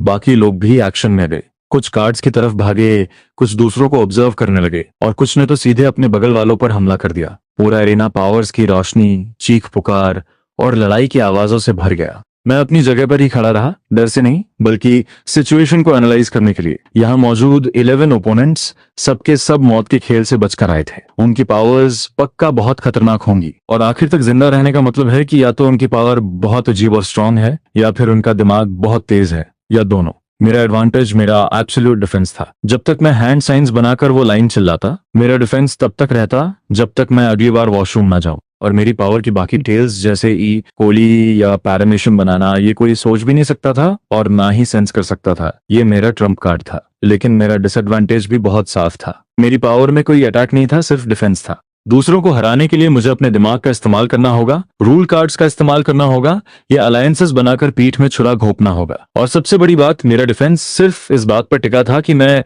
वॉशरूम कब जाता हूँ। अगर दुश्मनों को ये पता चल गया तो ये मेरी सबसे बड़ी कमजोरी बन जाएगी। इसलिए अभी सबसे अक्लमंदी का काम यह था कि बिना सोचे समझे कार्ड्स के पीछे ना भागूं और ना ही किसी से लड़ूं। मुझे एक छिपने की जगह ढूंढकर सबको ऑब्जर्व करना था और उनकी कमजोरियां पता लगानी थी, और सही वक्त आने पर एक रूल कार्ड उठाकर अपने लिए एडवांटेज बना था। अरीना के चारों तरफ कई मेटल के कवर्स थे। लड़ाई की अफरा तफरी का फायदा उठाकर मैं चुपके से एक बड़े से मेटल की शील्ड के पीछे छिप गया। ये शील्ड शायद पिछली किसी लड़ाई की बची हुई चीज थी। ये ज्यादातर अटैक्स को रोकने के लिए काफी थी। छिपने के बाद मैंने मैदान की सिचुएशन को ध्यान से देखना शुरू किया और हर दुश्मन की पावर और खूबियों को याद करने लगा। काले ट्रेंच कोट वाले आदमी की पावर पक्का स्पीड से जुड़ी थी। वो बहुत तेज था और उसका चाकू उस बड़े आदमी की मोटी स्किन को आसानी से काट रहा था। साफ था कि उसके चाकू पर भी पावर का असर था। मैंने उसे नाम दिया स्पीडस्टर। वो 12-13 साल का चांदी के धागों को कंट्रोल कर रहा था। धागे बहुत मजबूत थे और उनमें एसिड जैसा असर था। बड़े आदमी के हाथों पर घाव बन चुके थे। मैंने उसे नाम दिया थ्रेड बॉय। उस भारी आदमी की पावर थी अपने शरीर को बड़ा करना और बेहिसाब ताकत। उसकी स्किन बहुत मोटी थी। धागों का एसिड भी उसे ज्यादा नुकसान नहीं पहुंचा पाया। मैंने उसे नाम दिया जायंट। एक सफेद ड्रेस पहने औरत थी जिसकी पावर हीलिंग थी। वो पल भर में अपने और दूसरों के घाव भर सकती थी। 2 लोग उसे घेरे हुए थे ताकि उसकी हीलिंग से वो लंबी लड़ाई लड़ सके। मैंने उसे नाम दिया हीलर। एक चश्मे वाला सभ्य सा आदमी था जिसके हाथ में एक नोटबुक थी। वो नोटबुक में जो भी लिखता उस इंसान को वैसी ही सजा मिलती। जैसे उसने लिखा किसी के पैर में दर्द, तो कार्ड की तरफ भागता हुआ एक आदमी अचानक गिर गया और उसका बायां पैर बुरी तरह कांपने लगा। ये पावर बहुत ही खतरनाक थी। मैंने उसे नाम दिया नोटबुक गाय। एक गंजा आदमी था जो हवा से कोई भी बंदूक निकाल सकता था। पिस्टल, राइफल, स्नाइपर, सब कुछ। गोलियां मेटल के जमीन पर लगकर चिंगारियां छोड़ रही थी।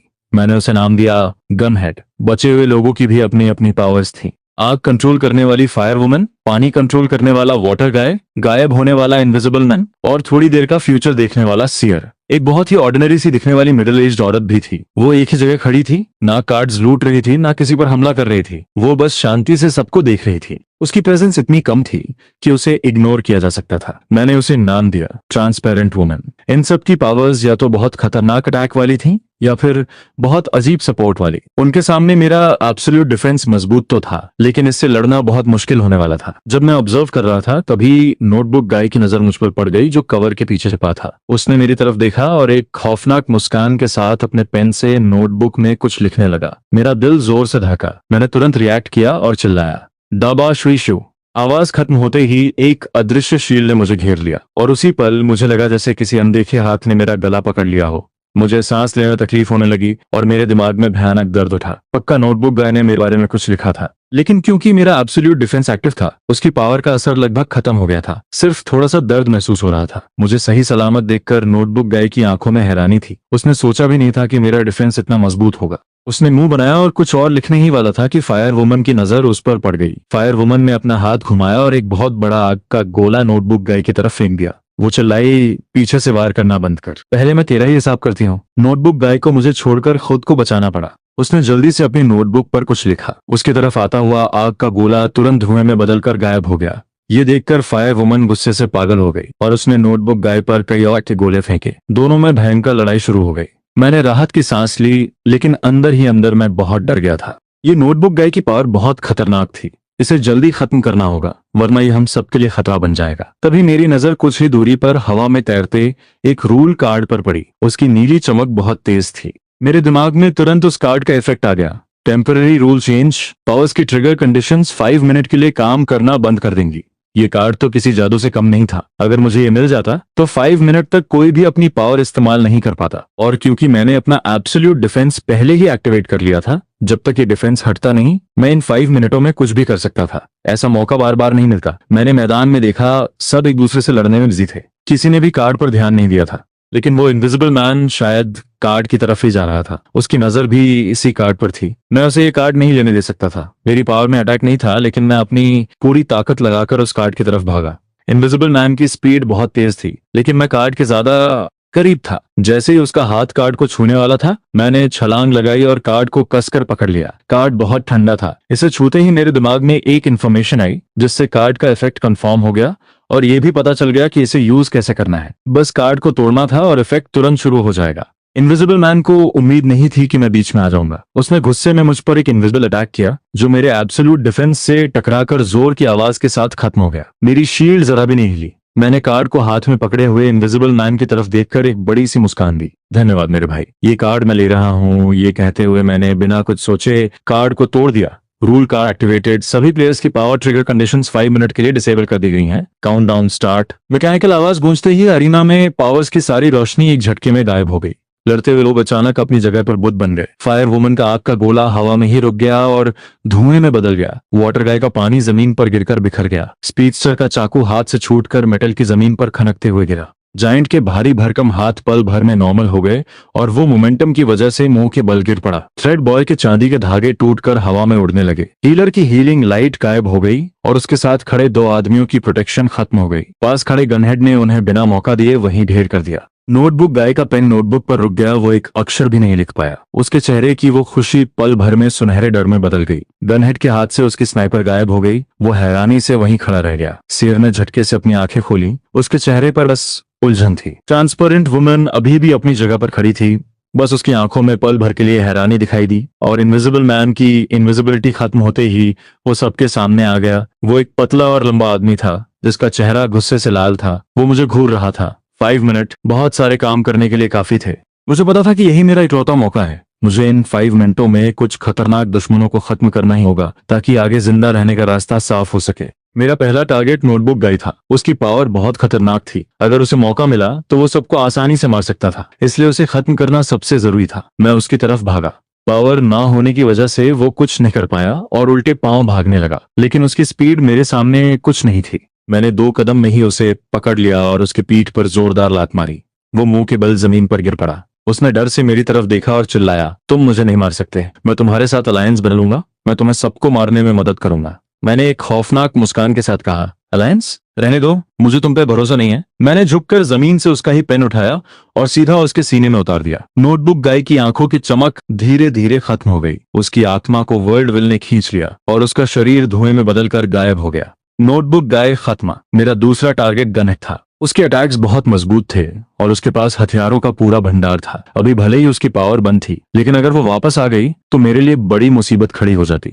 गनहेड कवर के पीछे छिपकर अपनी बंदूकें ढूंढने की कोशिश कर रहा था, लेकिन सब बेकार था। जब मैं उसकी तरफ गया तो उसने जमीन से एक मेटल का पाइप उठाया और मुझ पर हमला कर दिया। मैंने अपना हाथ आगे किया, वार रोका और पलटकर उसके चेहरे पर एक जोरदार मुक्का मारा जिससे उसकी नाक टूट गई। वो दर्द से कराहता हुआ गिर पड़ा। मैंने उसे कोई मौका नहीं दिया। मैंने उसके सिर पर तब तक लाते मारी जब तक कि उसका शरीर भी धुएं में बदलकर गायब नहीं हो गया। अगला नंबर था उस थ्रेड बॉय का। वो बच्चा बहुत ही निर्दयी था और उसकी पावर बहुत ही परेशान करने वाली थी। उसे जिंदा छोड़ना खतरे से खाली नहीं था। वो बच्चा अरीना की दरारों में छिपने की कोशिश कर रहा था। मैं दौड़कर उसके पास पहुंचा। उसने पीछे मुड़कर मुझे गुस्से से देखा और चिल्लाया, तेरी हिम्मत कैसे हुई? जब मेरी पावर वापस आएगी तो मैं तेरे टुकड़े टुकड़े कर दूंगा। मैंने उसका हाथ पकड़ा, उसे हवा में उठाया और जोर से मेटल की जमीन पर पटक दिया। अफसोस, तुम्हें वो मौका नहीं मिलेगा। उसका शरीर बहुत हल्का था।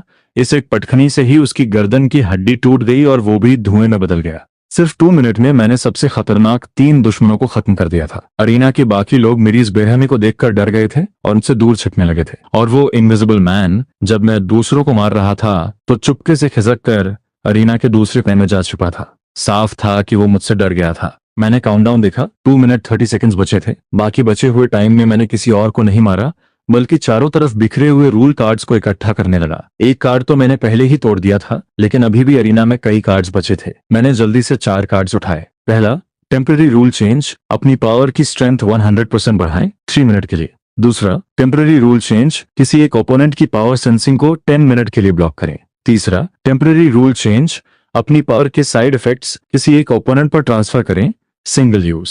चौथा, टेम्पररी रूल चेंज, अरीना में एक rare rule game item spawn होगा। इन चारों कार्ड्स का अपना अपना इस्तेमाल था और सही वक्त पर ये मेरी जान बचा सकते थे। जैसे ही मैंने आखिरी कार्ड उठाया, काउंटडाउन खत्म हो गया। रूल कार्ड का असर खत्म। सभी प्लेयर्स की पावर्स वापस आ चुकी थी। मैकेनिकल आवाज फिर गूंजी और अरीना में पावर्स की रोशनी वापस आ गई। बचे हुए सब लोग मुझे डर और शक की नजरों से देख रहे थे, खासकर फायर वुमन और स्पीडस्टर। उनकी आंखों में खून सवार था। उन्होंने जिस सबसे बड़ा खतरा मान लिया था। हीलर ने अचानक कहा, उसकी आवाज बर्फ जैसी ठंडी थी, लड़के, तूने मेरे आदमी को मारा है, अब मैं तेरी जान लूंगी। जब मैंने गनहेड को मारा था तो उसके साथ उसके एक एलाई को भी खत्म कर दिया था, इसलिए वो बहुत गुस्से में थी। हीलर के साथ उसका एक एलाई सीयर भी था। सीयर ने मेरी तरफ देखकर कहा, मैंने देखा है तुम आग और तेज चाकू से मर जाओगे। मैंने हंसकर कहा, सच में? तो मैं भी देखना चाहूंगा कि तुम्हारी भविष्यवाणी कितनी सच है। मैंने फिर से अपने हैंड साइंस बनाया और अपनी लाइन बोली, ये कंफर्म करने के लिए कि मेरा एब्सोल्यूट डिफेंस अभी भी है। अभी मुझे वॉशरूम नहीं जाना था तो मेरा एब्सोल्यूट डिफेंस चालू था। उनके हमले मेरा कुछ नहीं काट सकते थे। फायर वुमन ने अपना हाथ घुमाया और एक बहुत बड़ा आग का गोला मुझ पर फेंका। स्पीडस्टर पलक झपकते ही अपने चाकू के साथ मुझ पर टूट पड़ा। चाकू की धार चमक रही थी। साफ था कि उसने उस पर पावर लगाई हुई थी। पीछे से हीलर उन दोनों को हीलिंग सपोर्ट दे रही थी ताकि उन्हें चोट ना लगे। आग का गोला मेरे एब्सोल्यूट डिफेंस की शील्ड से जोर से टकराया, लेकिन शील्ड जरा भी नहीं हिली। स्पीडस्टर का चाकू शील्ड पर लगा और टिन की आवाज के साथ छिटक गया। उसके हाथ में जोरदार झंझनाहट हुई और वो पीछे हट गया। फायर वुमन के चेहरे पर हैरानी थी। ये कैसे हो सकता है?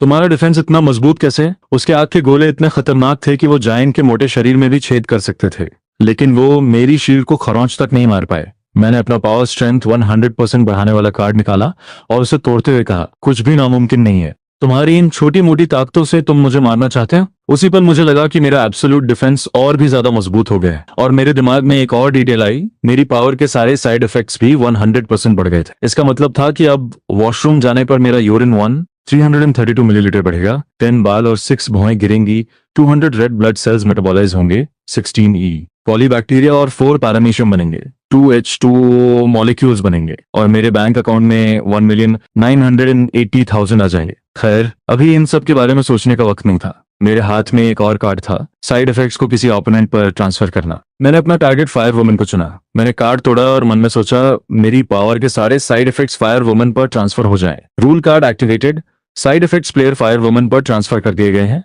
मैकेनिकल आवाज आते ही फायर वुमन का चेहरा पीला पड़ गया। उसके बाल और भौहें गुच्छों में गिरने लगे।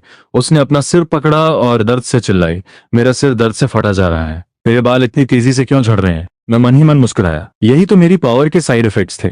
भले ही ये सुनने में छोटे लगे, लेकिन अचानक होने पर ये दुश्मन को बहुत परेशान कर सकते हैं, खासकर फायर वुमन को, जो अभी अपनी पावर यूज कर रही थी। इन साइड इफेक्ट्स की वजह से उसका फोकस टूट गया और उसका आग का गोला कंट्रोल से बाहर होकर सीधा स्पीडस्टर की तरफ जा लगा। स्पीडस्टर बच नहीं पाया। आग का गोला उसके हाथ पर लगा और वहां एक बड़ा सा छेद हो गया। वो दर्द से चिल्लाने लगा। हीलर ने उसे हील करने की कोशिश की, लेकिन मैंने एक मेटल का टुकड़ा उठाकर जोर से उसकी कलाई पर मारा। उसकी हीलिंग लाइट वहीं गायब हो गई। इसी मौके का फायदा उठाकर मैं उनकी तरफ दौड़ा। मेरी पावर में अटैक नहीं था, लेकिन मैं माहौल का फायदा उठा सकता था और उनके आपसी झगड़े से अपना काम निकाल सकता था। अरीना का माहौल फिर से खराब हो गया था। फायर वुमन साइड इफेक्ट से परेशान थी। स्पीडस्टर आग से जलने की वजह से फायर वुमन से चिढ़ गया था। दोनों के बीच दरार आ गई थी। हीलर खुद को नहीं संभाल पा रही थी तो वो दूसरों की क्या मदद करती। तभी वो जायंट फायर वुमन की तरफ भागा। वो शायद धागों से जलने का बदला लेना चाहता था। मैं किनारे छिपकर फिर से सबको ऑब्जर्व करने लगा और मेरी नजर उस ट्रांसपेरेंट वुमन पर थी जिसकी प्रेजेंस ना के बराबर थी। ये औरत बहुत अजीब थी। बैटल शुरू होने से लेकर अब तक वो एक ही जगह खड़ी थी। ना उसने कार्ड लूटा, ना किसी पर हमला किया और अपनी पावर तक इस्तेमाल नहीं की। ऐसा लग रहा था जैसे उसे इस लड़ाई से कोई मतलब ही नहीं है। लेकिन जो इंसान रूल गेम से बचकर आखिर तक आया हो, वो कोई आम इंसान तो नहीं हो सकता। उसकी पावर शायद नोटबुक गाय से भी ज्यादा खतरनाक थी। बस वो उसे छुपा कर बैठी थी और वो इनविजिबल मैन पावर वापस आने के बाद से वो दिखाई नहीं था। पक्का वो कहीं छिप कर देख रहा था और मौके का इंतजार कर रहा था। वक्त बीतता गया और अरीना में लोग कम होते गए। जायंट ने फायर वुमन को मार दिया, लेकिन फिर स्पीडस्टर ने पीछे से आकर उसे मार दिया। जायंट को खत्म करने के बाद स्पीडस्टर, हीलर और सीयर से भिड़ गया। तीनों बुरी तरह जख्मी हो गए और आखिर में इनविजिबल मैन ने छिपकर उन तीनों को मार दिया। उन्हें मारने के बाद इनविजिबल मैन मेरी तरफ आ ही रहा था कि अचानक ट्रांसपेरेंट वन ने ही हमले में उसे ढेर कर दिया। उसे बचने का कोई मौका ही नहीं मिला। कुछ ही घंटों में अरीना के 11 ओपोनेंट्स में से सिर्फ मैं और ट्रांसपेरेंट वुमन ही बचे थे। 72 आवर्स के काउंटडाउन में अब 48 आवर्स से भी कम टाइम बचा था। अरीना में सन्नाटा छा गया था। सिर्फ मेटल की ठंडी जमीन, बिखरे हुए रूल कार्ड्स और पावर्स के निशान बचे थे। ट्रांसपेरेंट वुमन आखिरकार अपनी जगह से हिली। वो धीरे धीरे मेरी तरफ आ रही थी। उसके चेहरे पर अभी भी वही शांत मुस्कान थी, जैसे वो बस टहलने निकली हो। उसने बोलना शुरू किया। उसकी आवाज बहुत मीठी थी, लेकिन उसका ऑरा बिल्कुल अलग था। तुम बहुत स्ट्रांग हो, मेरी सोच से भी ज्यादा स्ट्रांग। मैंने उसे देखा, मेरे अंदर सावधानी भरी थी। तुम भी कम नहीं हो। इतनी देर छिपने के बाद आखिरकार तुमने हाथ आजमा ही लिया। सच सच बताओ, तुम्हारी पावर क्या है? अब कुछ मत छुपाओ। अब हम दोनों ही बचे हैं। नाटक करने की कोई जरूरत नहीं है। वो मुझसे 10 मीटर दूर रुक गई। उसने अपने माथे से बाल हटाए और धीरे से बोली, मेरी पावर बहुत सिंपल है, इसे जीरो प्रेजेंस कहते हैं। गेम शुरू होने से लेकर अब तक तुमने नोटिस किया होगा कि किसी का ध्यान मुझ पर नहीं गया, और अगर गया भी तो वो तुरंत भूल गए। मेरी पावर ट्रिगर होने के बाद सब मुझे खुद ही इग्नोर कर देते हैं। अगर मैं उनके सामने भी खड़ी रहूं तो उन्हें लगेगा जैसे मैं कोई हवा हूं। मेरा दिल धक से रह गया, मुझे यही लग रहा था। ये पावर बहुत खतरनाक थी। जीरो प्रेजेंस का मतलब था कि वो कभी भी कहीं भी जाकर किसी पर भी छिपकर हमला कर सकती थी और उसे भनक तक नहीं लगती। इनविजिबल मैन भी इसीलिए मारा गया था क्योंकि उसने उसे इग्नोर कर दिया था। मैंने तुरंत पूछा, तो फिर तुमने अब जाकर अपना राज क्यों खोला? उसने बड़ी शांति से कहा, क्योंकि पहले जरूरत नहीं थी। जब बाकी सब जिंदा थे तो मुझे बस खुद को छुपा कर रखना था और सही वक्त का इंतजार करना था। और क्योंकि तुम मुझे नोटिस कर चुके थे और याद भी रखे हुए थे तो मेरा छिपना बेकार था। अब मुझे समझ आया, उसकी पावर की भी एक कमजोरी थी। अगर कोई उसे साफ तौर पे नोटिस कर ले और उसे याद रखे तो उसका जीरो प्रेजेंस काम नहीं करेगा। मैंने पूछा, तो फिर तुम्हारा अटैक क्या है? सिर्फ जीरो प्रेजेंस से तो कोई मर नहीं जाएगा, तुम्हारे पास कोई तो अटैक होगा। मेरा अटैक है रूल कंट्रोल। उसके चेहरे पर एक मुस्कान आई। सच कहूं तो मैं किसी नॉर्मल रोल गेम से नहीं आई हूँ। मैं पिछले वर्ल्ड विल की सक्सेसर कैंडिडेट हूँ। बस एक कदम से मैं हार गई, इसलिए वर्ल्ड विल ने मुझे इस नए गेम में फेंक दिया। जीरो प्रेजेंस के अलावा मेरी पावर मुझे थोड़ा बहुत रूल्स को कंट्रोल करने की ताकत भी है। जैसे कि मैं तुम्हारी पावर के साइड इफेक्ट्स चेंज कर सकती हूँ या तुम्हारे एब्सोल्यूट डिफेंस को कुछ देर के लिए डिसेबल कर सकती हूँ। इतना कहते ही मुझे महसूस हुआ कि मेरे एब्सोल्यूट डिफेंस की शील्ड हिलने लगी है। एक अनदेखी ताकत उसे फाड़ने की कोशिश कर रही थी और मेरे बाल और भौहें गुच्छों में गिरने लगे। ये साइड इफेक्ट्स फायर वुमन को दिए गए साइड इफेक्ट से भी कई गुना ज्यादा खराब थे। मैं समझ गया कि वो सच में रूल्स कंट्रोल कर सकती है। मैंने तुरंत वो ओपोनेंट की पावर सेंसिंग ब्लॉक करने वाला कार्ड निकाला और तोड़ दिया। मेरा टारगेट ट्रांसपेरेंट वुमन थी। Rule card activated, player transparent woman की पावर सेंसिंग 10 मिनट के लिए ब्लॉक की जा रही है। मैकेनिकल आवाज आते ही ट्रांसपेरेंट वुमन के चेहरे की मुस्कान गायब हो गई। उसने माथा से कुड़ा। साफ था कि वो महसूस कर सकती थी कि उसकी पावर सेंसिंग ब्लॉक हो चुकी है। अब वो रूल्स को कंट्रोल नहीं कर सकती थी और ना ही मेरे एब्सोल्यूट डिफेंस को तोड़ सकती थी। मेरे शरीर की तकलीफ भी तुरंत खत्म हो गई। बाल और भौहें गिरना बंद हो गए। ट्रांसपेरेंट वुमन की आंखों में हैरानी थी। तुम्हारे पास ये कार्ड भी है? उसने उम्मीद नहीं की थी कि मेरे पास इतने सारे कार्ड्स होंगे। मैंने हंसकर कहा, वक्त वक्त की बात है। तुम रूल्स कंट्रोल कर सकती हो तो मैं भी तुम्हारी पावर ब्लॉक कर सकता हूँ। हम दोनों ही किसी से कम नहीं है। उसका चेहरा गुस्से से लाल हो गया। वो जानती थी कि इन 10 मिनटों में पावर सेंसिंग ब्लॉक होने की वजह से वो मेरा कुछ नहीं बिगाड़ सकती और मेरा एब्सोल्यूट डिफेंस अभी भी एक्टिव था तो वो मुझ पर हमला भी नहीं कर सकती थी। उसने कहा, भले ही तुमने मेरी पावर ब्लॉक कर दी हो, 10 मिनट बाद तुम मरोगे ही। मेरा रूल कंट्रोल तुम्हारे इन मामूली कार्ड से नहीं रुकेगा। वर्ल्ड विल की ताकत का तुम्हें अंदाजा भी नहीं है। मैं शांत रहकर कहा, तो फिर आजमा कर देख लो। इन 10 मिनटों में मैं तुम्हें कई तरीकों से खत्म कर सकता हूँ। ये कहते हुए मैं उसकी तरफ दौड़ा। मेरी पावर में अटैक नहीं था, लेकिन मेरे पास अभी भी rare rule game item spawn करने वाला कार्ड था। मैं इस कार्ड से कोई अटैक वाला वेपन निकालकर इसे खत्म कर सकता था। मुझे अपनी तरफ आते देख वो उल्टे पांव भागी। उसकी स्पीड बहुत तेज थी, शायद उसे भी स्पीड की कोई पावर मिली हुई थी। मैं उसके पीछे भागा और साथ ही मैंने वो रेयर आइटम वाला कार्ड भी तोड़ दिया। Rule card activated. अरीना में रूल गेम का rare item power boost sword spawn किया जा रहा है। पावर बूस्ट सॉर्ड इस्तेमाल करने वाले को कुछ टाइम के लिए अटैकिंग पावर देगी। ये तलवार किसी भी पावर शील्ड को काट सकती है। Duration 10 minutes. आसमान से सुनहरी रोशनी वाली एक लंबी तलवार अरीना में गिरी, बिल्कुल मेरे सामने। मैंने झपट कर तलवार पकड़ ली। तुरंत मुझे महसूस हुआ जैसे एक बहुत बड़ी ताकत मेरे शरीर में भर गई हो। मेरे हाथ से एक सुनहरी तलवार की रोशनी निकली। ये रोशनी किसी भी पावर शील्ड को काटने के लिए काफी थी। मेरे हाथ में पावर बूस्ट सॉर्ड देखकर ट्रांसपेरेंट वुमन का चेहरा डर से सफेद पड़ गया। उसे समझ आ गया था कि इस बार उसे टक्कर का इंसान मिला है। उसने भागना छोड़ दिया और मेरी तरफ मुड़ी। वो इन 10 मिनटों में मेरे कार्ड के ब्लॉक को तोड़ने और फिर से रूल्स कंट्रोल करने की कोशिश कर रही थी, लेकिन मैं उसे ये मौका नहीं देने वाला था। मैंने अपना हाथ उठाया और तलवार से एक सुनहरी वेव उसकी तरफ चला दी। उसने अपने शरीर से उसे रोकने की कोशिश की, लेकिन वो वेव उसके शरीर के आर पार हो गई। उसका शरीर धुएं में बदलने लगा। उसने भागने की कोशिश की, लेकिन वर्ल्ड विल की ताकत ने उसे जकड़ लिया और उसकी आत्मा खींच ली। वो हमेशा के लिए एरिना से गायब हो गई। ट्रांसपेरेंट वुमन खत्म। अब एरिना में सिर्फ मैं अकेला बचा था। एरिना में वो ठंडी मैकेनिकल आवाज फिर गूंजी, कंग्रेचुलेशंस प्लेयर गोंगशैंग, तुम 72 आवर्स की सुपर पावर बैटल रॉयल जीत चुके हो और आखिरी विनर हो। वर्ल्ड विल सक्सेसर के राइट्स अनलॉक कर दिए गए हैं। ऑप्शन 1, वर्ल्ड विल के सक्सेसर बनो, सारे रूल गेम्स को कंट्रोल करो और सब रूल्स बदल दो। ऑप्शन 2, अपनी सारी दौलत के साथ रियल वर्ल्ड में वापस जाओ और तुम्हें कभी दोबारा रूल गेम में नहीं बुलाया जाएगा। मेरे दिमाग में भी ये दोनों ऑप्शंस आ रहे थे। वर्ल्ड विल का सक्सेसर बनना और सारे रूल गेम्स कंट्रोल करना, ये बहुत ही टेम्पटिंग लग रहा था। सबसे बड़ी ताकत हासिल करना, हर रूल को बदलने की ताकत, दोबारा कभी रूल गेम में बुलाए जाने का डर ना होना और दूसरों की जिंदगी और मौत पर कंट्रोल होना।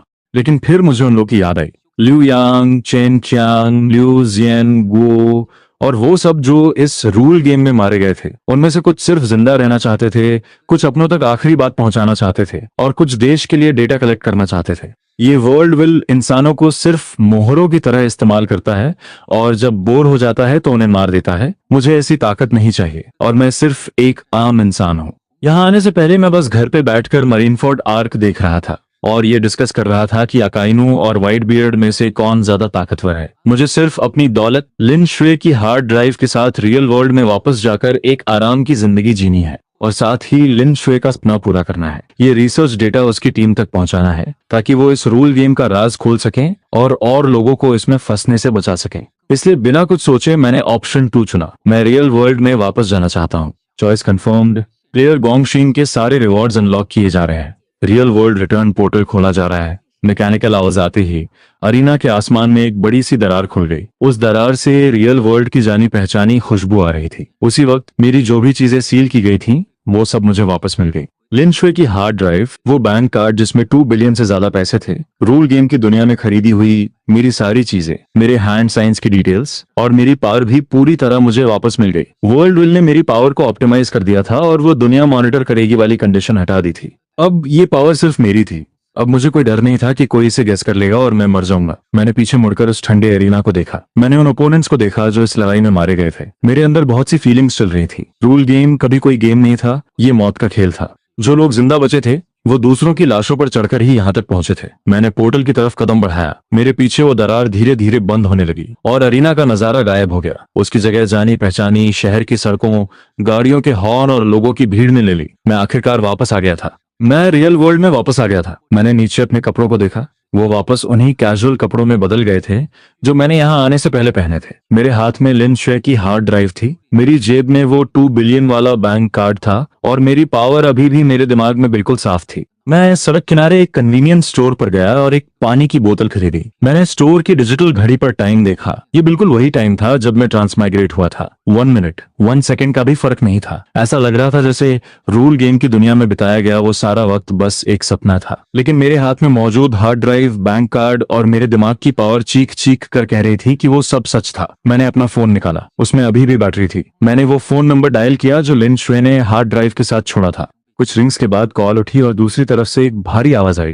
हेलो, कौन? मैंने कहा, मैं गोंगशिंग हूँ, लिन शुए का दोस्त। उसने मुझे कुछ रिसर्च डेटा आप लोगों तक पहुंचाने को कहा था। दूसरी तरफ कुछ देर सन्नाटा रहा, फिर एक एक्साइटेड आवाज आई, गोंगशिंग जी, आप जिंदा है? लिन शुए कैसी है? हमारा उससे बहुत पहले कांटेक्ट टूट गया था। मेरे दिल में एक उदासी छा गई। मैंने धीरे से कहा, लिन शुए वो रूल गेम में मारी गई। उसने मुझे ये हार्ड ड्राइव आप लोगों को देने के लिए कहा था। इसमें रूल गेम की दुनिया का रिसर्च डेटा और वर्ल्ड विल के राज हैं। दूसरी तरफ फिर से सन्नाटा छा गया। बहुत देर बाद एक भारी सांस की आवाज आई। हम समझ गए। गोंगशिंग जी, आपका शुक्रिया। प्लीज आप अपनी लोकेशन बता दीजिए, हम तुरंत किसी को आपको लेने के लिए भेजते हैं। हम लिन शुए का अंतिम संस्कार भी करेंगे। वो हमारी टीम के हीरो है। मैंने उन्हें अपनी लोकेशन बताई और फोन काट दिया। मैं कन्वीनियंस स्टोर के दरवाजे पर टिककर खड़ा था और सामने भागती गाड़ियों को देख रहा था। मेरे मन में बहुत सी बातें चल रही थी। थोड़ी ही देर में एक काले रंग की वैन मेरे सामने आकर रुकी। उसमें से सफेद कोट पहने कुछ लोग उतरे। मेरे हाथ में हार्ड ड्राइव देखकर उनकी आंखों में खुशी और इज्जत साफ झलक रही थी। वो मुझे गाड़ी में बिठाकर लिन शुए के रिसर्च बेस ले गए। रिसर्च बेस एक पहाड़ के अंदर था। वहां बहुत टाइट सिक्योरिटी थी और लिन शुए की तरह बहुत सारे साइंटिस्ट थे जो रूल गेम्स के राज खोलने के लिए मेहनत कर रहे थे। मैंने उन्हें हार्ड ड्राइव दे दी। उन्होंने तुरंत अपनी रिसर्च शुरू कर दी और मैं उसी बेस में रुक गया। लिन शुए का अंतिम संस्कार बहुत ही सादगी से किया गया। सिर्फ रिसर्च टीम के लोग वहां थे और सबके चेहरों पर उदासी थी। मैं लिन शुए की कब्र के सामने खड़ा था। मैंने एक सफेद फूल उसकी कब्र पे रखा और धीरे से बोला, लिन शुए, मैंने कर दिखाया। मैं तुम्हारा डेटा वापस ले आया। मैंने तुम्हारा सपना पूरा कर दिया। अब तुम शांति से सो सकती हो। आने वाले दिनों में मैंने बेस के साइंटिस्ट को रूल गेम की दुनिया में अपने सारे एक्सपीरियंस बताए, रूल्स, पावर्स और वर्ल्ड विल के राज। लिन शुए की हार्ड ड्राइव और मेरे एक्सपीरियंस की मदद से उन्होंने रूल गेम्स की दुनिया के कई राज सुलझा लिए। उन्होंने रूल गेम्स में बुलाए जाने से बचने के तरीके और वहां सरवाइव करने की ट्रिक्स भी ढूंढ ली। मैंने भी अपनी पावर और दौलत का इस्तेमाल करके रिसर्च बेस को भरपूर फंड्स और सपोर्ट दिया ताकि वो रूल गेम्स को तोड़ने का तरीका और जल्दी निकाल सके। मेरी पावर रियल वर्ल्ड में भी बहुत काम आ रही थी। मैं अपने एब्सोल्यूट डिफेंस से खुद को और अपने आसपास के लोगों को बचा सकता था। और साथ ही पैसे भी कमा सकता था। हर बार जब मैं हैंड साइंस बनाकर दाबा शुई शो चिल्लाता और वॉशरूम जाता तो मेरे बैंक अकाउंट में 9,90,000 आ जाते। धीरे धीरे मेरी दौलत बहुत बढ़ गई। मैंने वो सारे पैसे रिसर्च बेस को और उन परिवारों को दान कर दिए जिन्होंने रूल गेम्स में अपनों को खोया था। कभी कभी मैं अब भी घर पर मैरिनफोर्ड आर्क देखता हूँ, लेकिन जब भी स्क्रीन पर कोई हैंड साइंस बनाता है तो मुझे रूल गेम की दुनिया में बिताए वो दिन याद आ जाते हैं। लिन शुए, ल्यू यांग और वो सब लोग जो मारे गए, उनकी याद आ जाती है। मैं भी कभी कभी हैंड साइंस बनाता हूँ और दाबा शुएशु चिल्लाता हूँ। मैं उस एब्सोल्यूट डिफेंस की शील्ड को महसूस करता हूँ और इस बात को महसूस करता हूँ कि मैं सच में जिंदा हूँ। उस दिन मैं रिसर्च बेस की छत पर बैठकर दूर ढलते हुए सूरज को देख रहा था। मेरे हाथ में लिन शुए की फोटो थी। फोटो में उसके शांत चेहरे पर एक हल्की सी मुस्कान थी। हवा का एक झोंका आया और मुझे अपने कानों में फिर से वही पहचानी हुई आवाज सुनाई दी, रूल गेम की दुनिया में आपका स्वागत है। लेकिन अब मुझे डर नहीं लगता, क्योंकि मुझे पता है कि मैं उस रूल गेम से जिंदा वापस आ चुका हूँ। मेरे पास खुद को और अपनों को बचाने की ताकत है और मैं हमेशा कोशिश करूंगा कि और लोग कभी भी इन रूल गेम्स का शिकार ना हो और उन्हें मौत का वो डर ना देखना पड़े। और दाबा शुए शियू अब मेरे लिए सिर्फ जान बचाने का कोड नहीं था, ये मेरे जिंदा होने का सबूत था और उन लोगों की याद थी जो रूल गेम में मारे गए। जिंदगी आगे बढ़ रही है। रूल गेम्स का खतरा शायद अभी भी है, लेकिन मैं लिन शुए का सपना और उन मरने वालों की उम्मीदें लेकर अपनी जिंदगी अच्छे से जीऊंगा। मैं इस असली और जिंदगी से भरी रियल वर्ल्ड की हिफाजत करूंगा। आखिरकार जिंदा रहना कितना अच्छा है ना।